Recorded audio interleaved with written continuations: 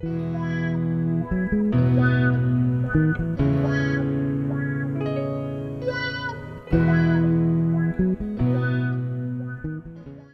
once again and welcome to Run Vibes.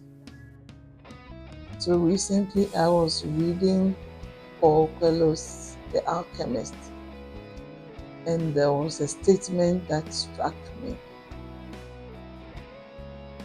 The girl asked the boy that if you know how to read, then why are you just a shepherd?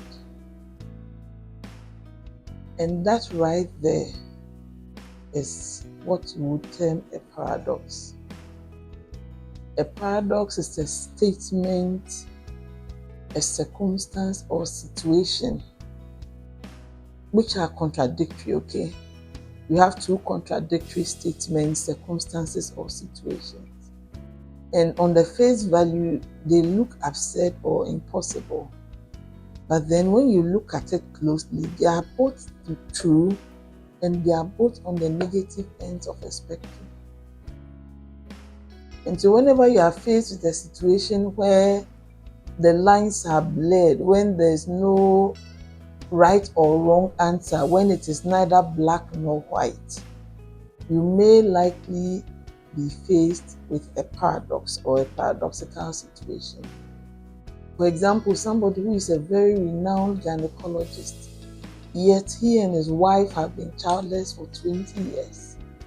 Or you can have a pastor whose wife just packed out, left him. Or you know somebody who is a very strict disciplinarian and yet all of her children have gone wayward. And for every one of us, we have different kinds of paradoxes in our own life. But the good thing about paradoxes is that if we embrace them and work with the paradoxes in our life, they make us better people. They help us to change our perception. They stretch our minds. They open up our minds to new ways of thinking. They foster empathy. Paradoxes stretches our mind. They help us to look outside of the box. They help us to start to see things differently. The paradoxes in our life, they force us to look at our own blind spots, the parts in our life that we have not paid attention to, that probably have led to that situation that we find ourselves in. And they reveal a lot about ourselves that we did not know before. Paradoxes will also lead to new ways of thinking and doing things. And so for you, maybe before there was a particular way you do things, but because of this paradoxical situation in your life, you'll be forced to look at other ways to do the same thing. I am personally grateful to God for the paradoxes in my own life that I have faced over the years. These paradoxes have taught me that I am as fallible as I am strong. They have kept me on the path of humility, and they have helped me to avoid the trap of judging other people. After all, we do not know the circumstances under which people made the choices they made and the options that were available at the time they made those choices. And so I have learned not to judge people by their outcomes or by their current circumstances. Paradox is a very important tool in helping you to change your perspective. And I'll give you my personal experience. I grew up in church. I was strongly rooted. I still am in the Christian faith.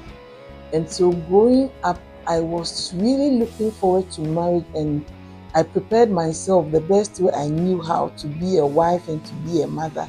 I was very deliberate and intentional about it. And divorce was one of the last things on my mind. In fact, it was out of my orbit of concern. And so you can imagine what having a failed marriage and going through a divorce did to me.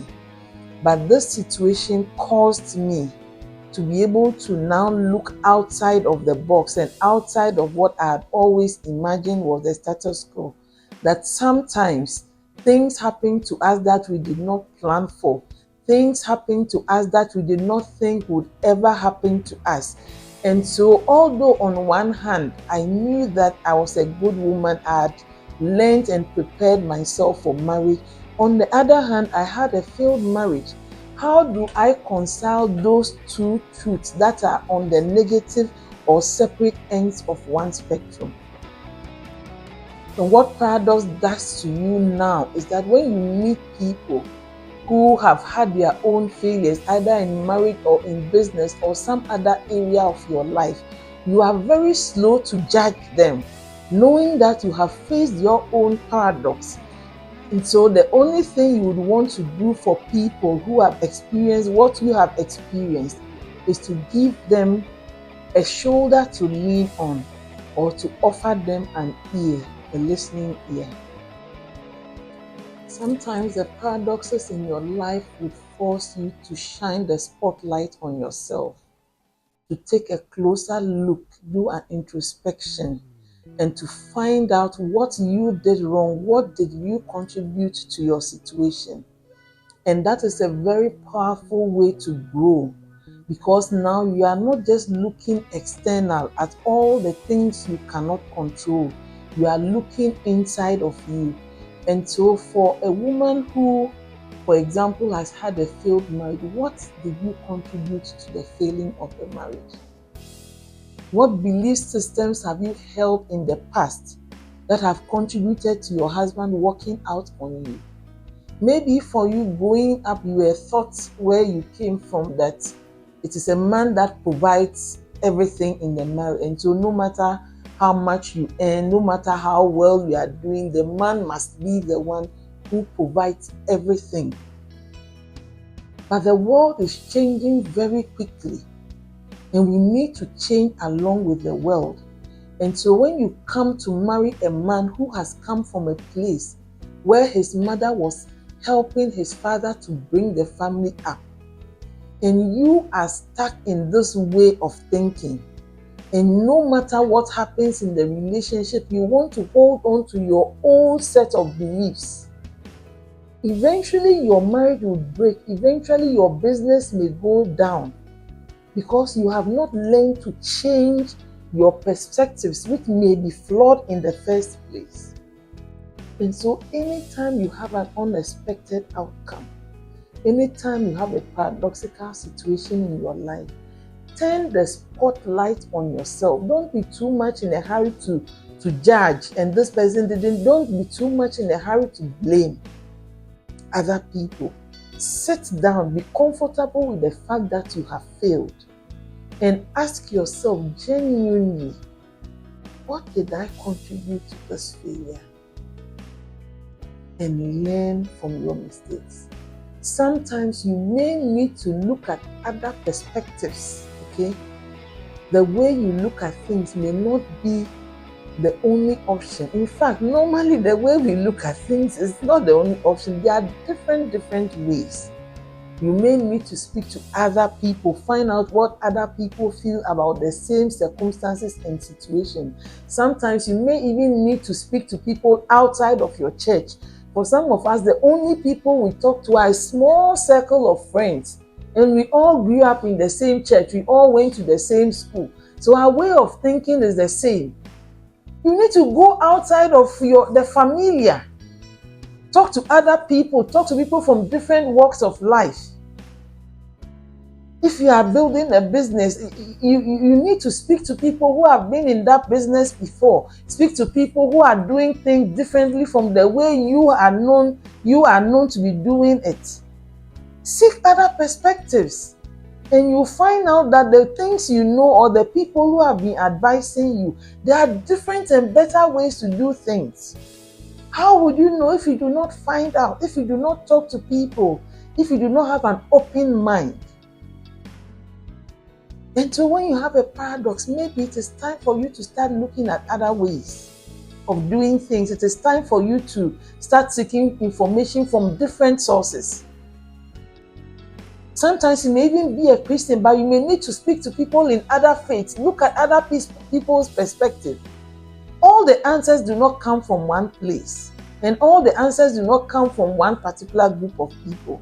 The world is bigger and broader and more complicated than we think.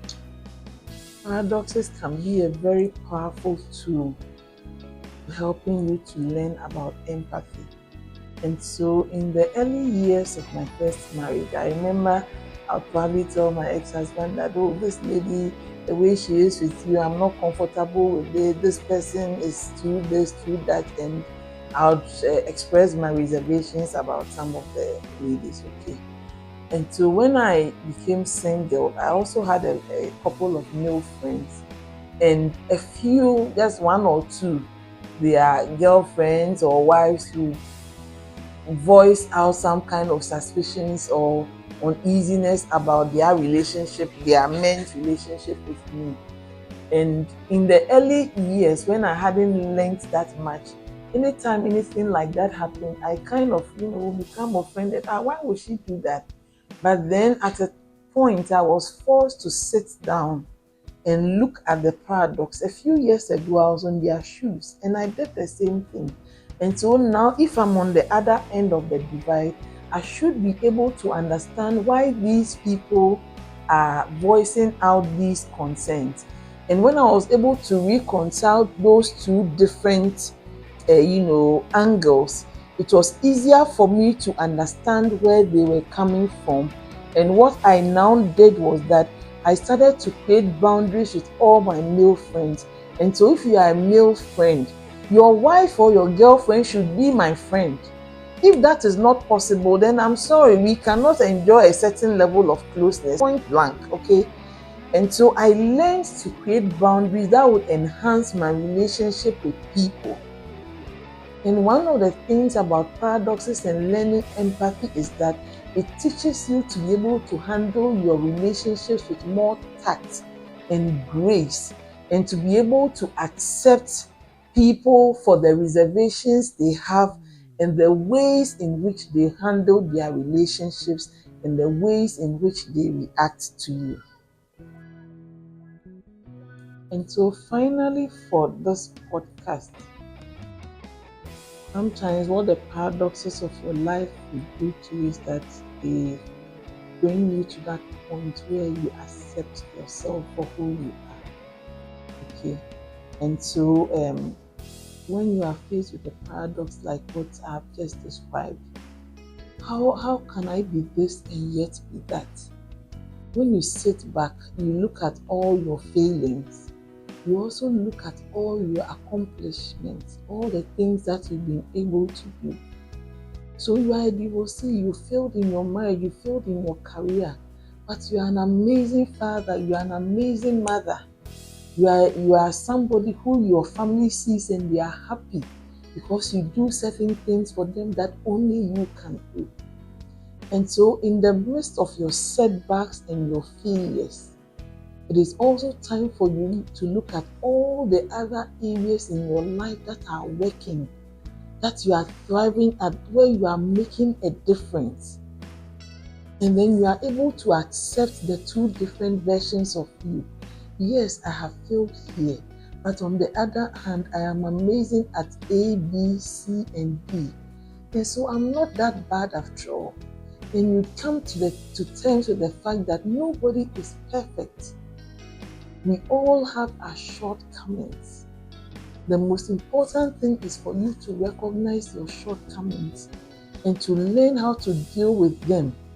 Not to amplify them, but to deal with them and to find a way to be better. And you know, one of the things that would shock you, for some of us, for some of you, the weaknesses that some people have been hammering on and complaining about, and that they have used against you and used as a tool to walk out on you. Those same set of weaknesses are something that somebody somewhere is looking for, because they believe that that is what will make their life better. There are no absolutes in life. And sometimes your weaknesses, they are the very things that make you endearing. They are the very things that make you sweet. And they are the very things that make you be of your best to more than the rest of the world. Accept yourself with all that comes with you, the good, the bad, and the ugly. And thank God for a chance to always be better. God bless.